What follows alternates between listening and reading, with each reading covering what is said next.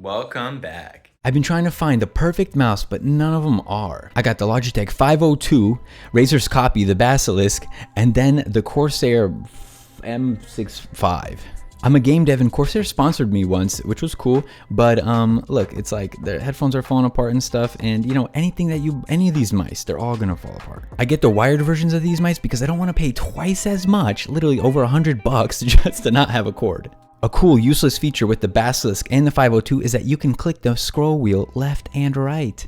The 502 has a scroll wheel setting where it can spin forever. It is terrible and inaccurate and useless. Something that drastically lowered my mouse options is I wanted that side lower DPI snipe button. And on the Basilisk, the Razer Basilisk, it is terrible. It is unusable and a deal breaker. It's much easier to click on the Corsair M65 and the Logitech 502.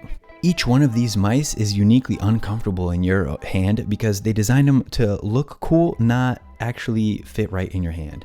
For some people, that's not a problem because they use the claw grip. The Corsair M65 had these dumb weights on the bottom so that you can feel like you're moving a brick when you're playing games. It's literally bad for your wrist. Luckily, you can remove them with a quarter. There's this giant thumb support that doesn't even touch your thumb. So it's adding weight or just sticking out for no reason, but then there's no pinky support. Almost no mouse has pinky support. I want my pinky support. Something dumb about all these mice is they're made for babies, and these are considered big mice.